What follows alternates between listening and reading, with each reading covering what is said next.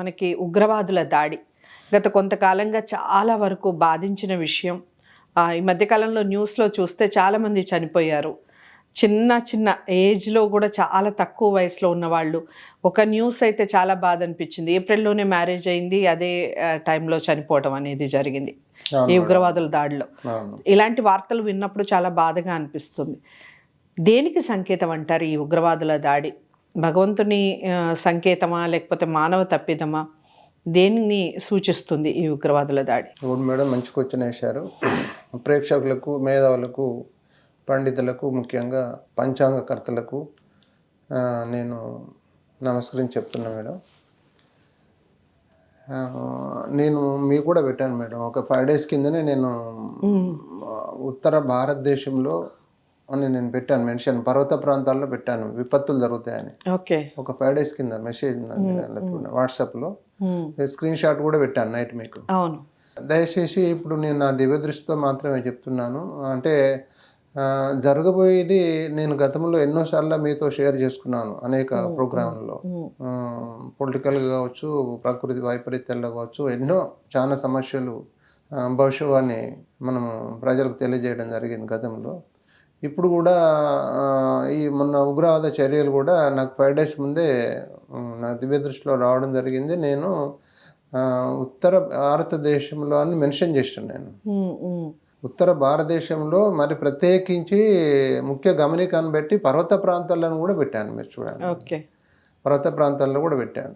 అది వీలైతే దాన్ని మనం పోస్ట్ చేసే ప్రయత్నం చేద్దాం సార్. ఆ మెసేజ్ని కూడా తప్పకుండా స్క్రీన్ షాట్ నేను ముందు చెప్పినట్టుగా అందరికీ తెలుసడానికి మీరు అది కూడా స్క్రీన్ షాట్ పెట్టవచ్చు. ఓకే. సో నేను గతంలో కూడా భారతదేశంలో ప్రకృతి వైపరీత్యాలు, వాతావరణ పరిస్థితులు, వర్షాలు ఏ ప్రాంతంలో భారతదేశంలో ఎక్కడ పడతాయి అన్నది దిక్కులతో సహా గతంలో కూడా స్క్రీన్ షాట్ కూడా నేను పెట్టడం జరిగింది గతం. సో ఇప్పుడు జరిగే మానవ విపత్తులు అంటే ఇప్పుడు ఉగ్రవాద చర్యలు అంటే ఇది మీరు మంచి క్వశ్చన్ వేశారు. ఇది దైవ కల్పితమా, మానవ కల్పితమా అని. పక్కా 100% ఇది నా దివ్య దృష్టితో చెప్తున్నా మేడం. అంటే ఈ సబ్జెక్ట్ తెలిసిన వాళ్ళకే అర్థమవుతుంది. ఒక రకంగా ఆలోచన చేస్తే చనిపోయిన వారి కుటుంబాలకు నిజంగా చెప్తున్నా, వాళ్ళకు భారతదేశమే రుణపడి ఉంటుందని నేను భావిస్తున్నా. భవిష్యత్తులో భారతదేశాన్ని కాపాడటానికి వాళ్ళు ప్రాణార్పణ చేసినాడా, మరి భగవంతుడు ఎందుకు తీసుకుపోయిందా అన్నది భగవంతుడికి తెలుసు. ఈ కార్యక్రమం మాత్రము జరిగే పరిస్థితుల్లో ఉగ్రవాద చర్యలు మానవుడు చేసినా కూడా నా దివ్య దృష్టిలో నేను 5 రోజుల ముందే నేను నా దివ్య దృష్టిలో చూశాను. ఇది దైవ సంకల్పం లేనిది ఏది కూడా జరగదు మేడం. దయచేసి అంటే మనము ఈ మరణించిన వారి కుటుంబాలు యాక్చువల్గా భారతదేశమే, హిందూ ధర్మమే దుఃఖ సాగరంలో మునిగిపోయే అంత అది మనము నిజంగా చెప్పాలంటే ఇప్పుడు జీవంతో ఉన్న ప్రతి మానవుడు కూడా అది మర్చిపోరు అని సంఘటన. అది పాపం ఎంత అమాయకులు వాళ్ళు. ఒక తీర్థయాత్రలకు, ఒక టూరిజం ప్రోగ్రాంకు, వాళ్ళకు మ్యారేజ్ అయిన తర్వాత ఒక సంతోషకరమైన పరిస్థితుల్లో మరణం, అంత దూరం పోయి మరణం కోరి తెచ్చుకున్నారంటే అది మర్చిపోరాని సంఘటన మేడం. సో దయచేసి ఏంటంటే ఇది మానవ కల్పితం అయినా కూడా భగవంతుని అనుగ్రహం లేనిది నడవదు మేడం. మానవుని ప్రయత్నానికి దైవానుగ్రహం ఉంటేనే అది సక్సెస్ అవుతుంది. మానవ ప్రయత్నానికి దైవానుగ్రహం లేకుంటే ఎన్ని ప్రయత్నాలు చేసినా విఫలమవుతుంది. ఇది 100% సత్యము. సో నేను ముందే నాకు ఇలాంటి ఎన్నో సంఘటనలు జరిగినాయి. అయితే యాక్చువల్గా ఏంటంటే గుడ్ న్యూస్ ఏంటంటే భవిష్యత్తులో భారతదేశము పటిష్టంగా, బందోబస్తుగా ప్రపంచంలోనే నెంబర్ 1 స్థాయికి ఎదిగే ఇది ఒక దిక్సూచిగా, ఒక సిగ్నల్గా, ఒక బ్యాలెన్సింగ్ కొరకు జరిగిన సమస్య ఇది. ఇది జరిగిందంటే ఇప్పుడు మీరు చూడండి, ఇప్పుడు వాళ్ళు భారతదేశం ఫౌండేషన్ కొరకు చేసారు. వాళ్ళు భారతదేశం నష్టం చేయడానికి వాళ్ళు అనుకుంటున్నాడు, వాళ్ళ పాత్ర అనుకుంటారు నష్టానికని. అవును. కానీ ఎవరైనా భగవంతుడు తప్పు చేసే వాళ్ళు నష్టం చేస్తున్నాం నష్టం చేస్తున్నా అనుకుంటారు, అవును. కానీ ఎదుటి వాళ్ళు బలపడటానికి వాళ్ళు భావించరు. మీరు చూడండి, నేను గతంలో ఎలక్షన్స్ బిఫోర్ మోడీ గారి చక్రం చేతికి విష్ణు చక్రం వచ్చింది. అతన్ని ఢీకొట్టడానికి ప్రపంచంలో ఉన్న మేధావులు కాదు, పొలిటికల్ లీడర్స్ ఏకమైన కూడా అతన్ని ఢీకొట్టలేరు.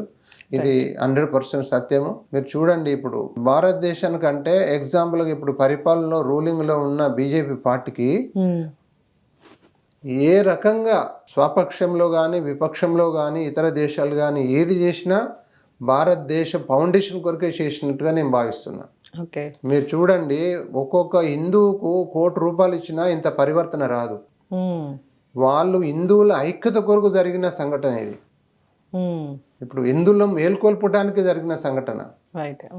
భగవంతుని దృష్టిలో గతంలో ఎగ్జాంపుల్ చెప్తున్నా నేను, దయచేసి ఎవరు దీన్ని చెడుగా ఆలోచన చేయకండి. సో ఇప్పుడు యాక్చువల్గా మీరు చూడండి, నిత్య జీవితంలో భగవంతుని అద్భుత వాళ్ళు ఎట్లుంటాయంటే, నిత్య జీవితంలో ఒక దర్శక నిర్మాత వాళ్ళు సినిమా అయితే ఎట్లయితే తీస్తారో ఫస్ట్ సినిమాలో చూడండి మేడం, ఒక సినిమా ఏదైనా 2-3 అవర్స్ తీసిన సినిమాలో ప్రారంభంలో విలను అలసలు బాగా ఉంటాయి మేడం. ఓకే, వీళ్ళను ఇష్టం వచ్చినట్టు దౌర్జన్యం చేసుకుంటూ అంతం చేసుకుంటూ ఎన్నో జరుగుతా ఉంటాయి. సినిమాలో అదే కదా సార్, ప్రారంభం మొత్తం విలన్ పాత్ర ఉంటుంది. ఇప్పుడు భారతదేశంలో జరిగే సంఘటన కూడా గతంలో జరిగినంత విలన్ పాత్ర అయిపోయింది. ఇప్పుడు హీరో పాత్ర అస్సలు హీరో పాత్ర మోడీ పాత్ర, ఇప్పుడు రూలింగ్ ఉన్న పాత్ర. మీరు చూడండి, అప్పుడే నేను చెప్పాను, మోడీకి ఎలక్షన్ పీరియడ్లో చెప్పాను నేను, అతని నిజంగా చెప్పాలంటే స్వల్ప మెజార్టీతో లేకుంటే అత్యధిక మెజార్టీతో మనం అప్పుడు చెప్పాం. అతను విష్ణు చక్రం రావడం నేను 100% గెలుస్తానని చెప్పాను. ఓటమి అయితే 100% ఉండదు. యాక్చువల్గా ఏంటంటే, ఇప్పుడు భారతదేశంలో బీజేపీ వటవృక్ష మొక్క. ఇప్పుడు అసలు అది వేర్లు అతి బలవంతంగా నాటుకపోతే వటవృక్షంగా పెరగబోతుంది.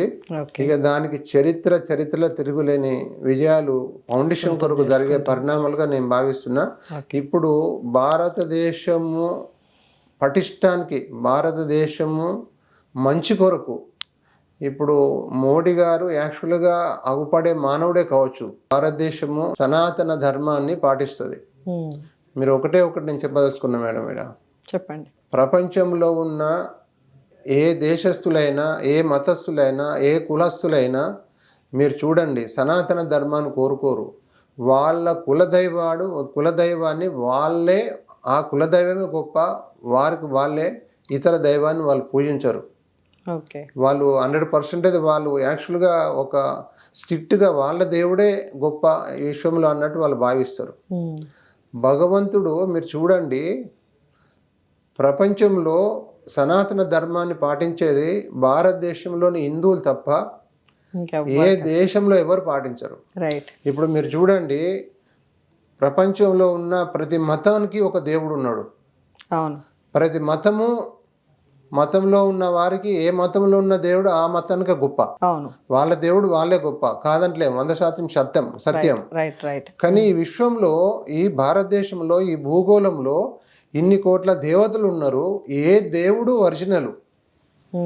యాక్చువల్గా చెప్పాలంటే ఈ అనంత విశ్వానికి రథ చక్రవర్తి ఒకటే దేవుడు.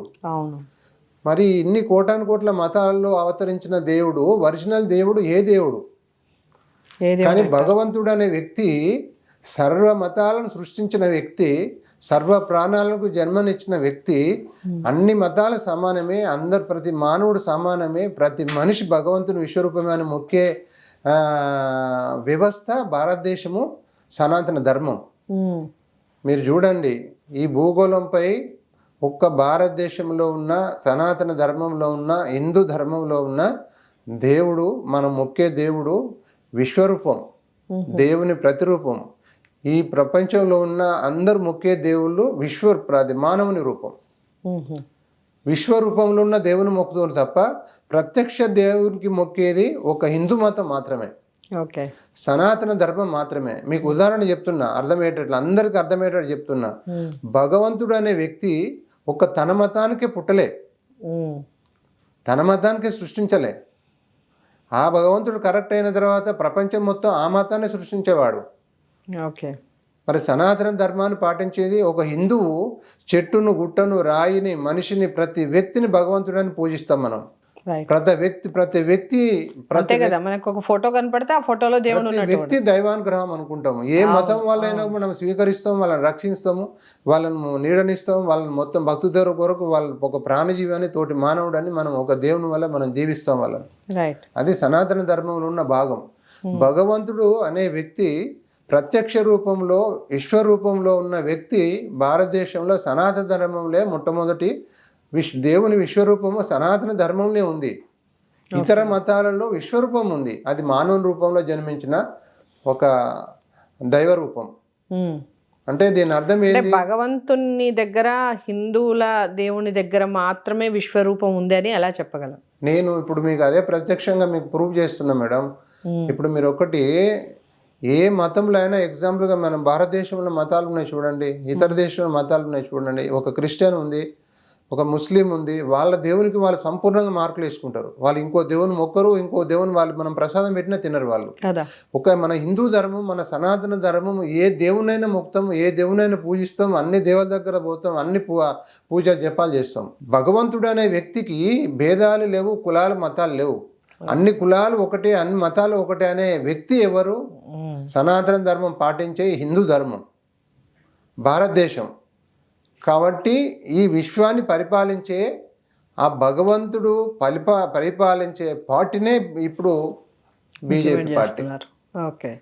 ఇప్పుడు బీజేపీ పార్టీలో ఇంత పటిష్టంగా ఉన్న బీజేపీ పార్టీ పటిష్టంగా ఉంది, దాని వెనకాల మద్దతు ఇచ్చేవాళ్ళు అంతే పటిష్టంగా ఉన్నారు. ఇంత పటిష్టంగా ఉన్న ఈ కాలంలో మరి ఏమిటి సార్ ఈ దాడులు ఏమిటి? ఇప్పుడు అంటే మీరు గతంలో కూడా చెప్పారు, మళ్ళీ చెప్తున్నారు, పివి నరసింహారావు టైంలో కన్నా కూడా ఇంకా చాలామంది మాట్లాడుకున్నాం. గతంలో చాలా వీడియోస్ ఉన్నాయి, వాచ్ చేయండి, పివి రెడ్డి సార్ చెప్పిన వీడియోస్. అందరు పిఎంల కన్నా, ఇప్పటి వరకు పనిచేసిన అందరు పిఎంల కన్నా ది బెస్ట్, ఇంతకు ముందు లేరు, ఇక ముందు ఉండబోరు నరేంద్ర మోదీ అని చెప్పారు. అలాంటి విష్ణుమూర్తి స్వయంగా అంత పవర్ ఉన్న వ్యక్తి ఉన్న అత్యంత గొప్ప స్థానంలో కూర్చున్నారు, ప్రధానమంత్రి స్థానంలో కూర్చున్నారు. అలాంటి పాలనలో ఎందుకు ఈ దాడులు జరుగుతున్నాయి? ఇప్పుడు మానవుని జన్మరహస్యాలలో పోతే, సృష్టి జన్మరహస్యాలు పోతే, మానవుని జన్మరహస్యము ఒక సినిమా జీవితంలో ఉన్న నట జీవితం లాంటిది మేడం.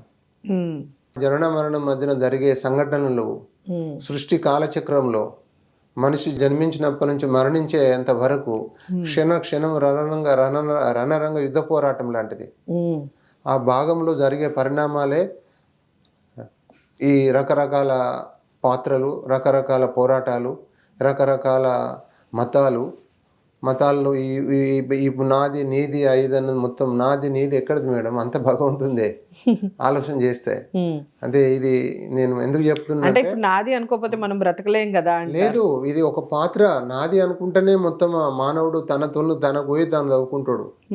భగవంతుడు ఉన్నాడు అని అంటే అసలు ఇంటికి తాళం అవసరం లేదు.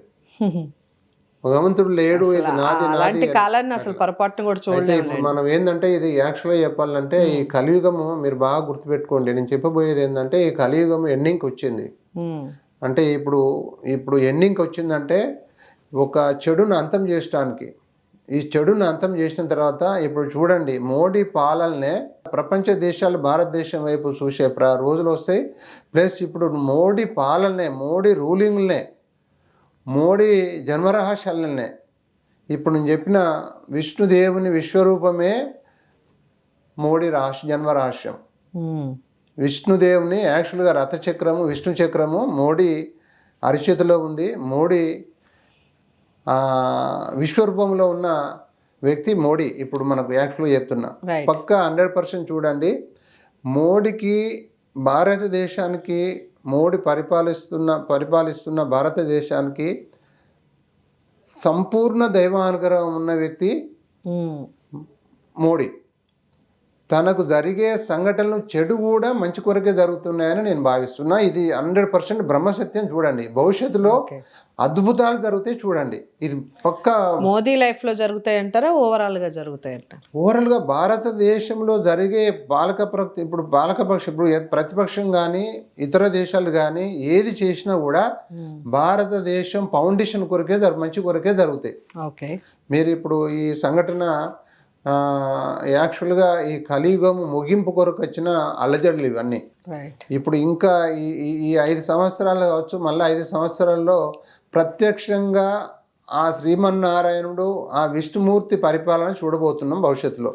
ఎన్ని సంవత్సరాలకి చూడొచ్చు అంటారు? మీరు సంచలన చూడండి, ప్రకటన అనుకోవచ్చు సార్. మీకు ఇది 100% మీరు బ్రహ్మ సత్యంగా చెప్తున్నాను నేను. ఓకే. మీరు మోడీ రూలింగ్నే దైవ పరిపాలన చూడబోతున్నాం. ఇప్పుడు ఈ అంటే అలజడులు ఇప్పుడు విష్ణుమూర్తి పరిపాలన అంటే విష్ణుమూర్తి మానవ రూపేనా, నిజంగా భగవంతుడని నమ్మి మనం కొలుస్తామంటారా? భగవంతుడు ఎవ్వరికి మానవునికి భగవంతుడు ప్రత్యక్షంగా వచ్చిందంటే దానికి మనం తట్టుకోగలుగుతాం మేడం?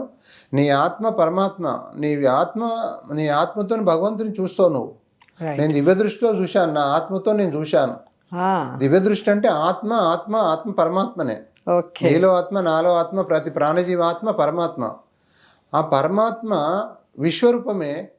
ఇప్పుడు మన మోడీ జన్మ రహస్యము స్వయంగా ఇప్పుడు యాక్చువల్గా విశ్వరూపంలో వస్తారు. అది యాక్చువల్గా రైట్. ప్రత్యక్షంగా రంగంలోకి దిగి మోడీ జన్మరహస్యంలోకి ఆత్మరూపంగా ఉన్న ఆ విష్ణుమూర్తి పరిపాలిస్తున్నాడు అని చెప్తున్నాను నేను. ఓకే. ఇప్పుడు మీరు చూడండి, ఏ దేశం కూడా భారతదేశాన్ని ఇబ్బందులకు గురి చేయాలి, భారతదేశాన్ని ఆక్యుపై చేయాలి, భారతదేశాన్ని నాశనం చేయాలి, భారతదేశ బీజేపీని అంతం చేయాలి, మోడీని అంతం చేయాలంటే అది అసాధ్యం అని చెప్తున్నాను నేను. ఓకే. మీరు చూడండి భవిష్యత్తులో అద్భుతాలు జరగబోతున్నాయని చెప్తున్నాను నేను. మీరు చూడండి, ప్రతిపక్షము పాలక పక్షానికి ఆరత పట్టే రోజులు భవిష్యత్తులో వస్తున్నాయి.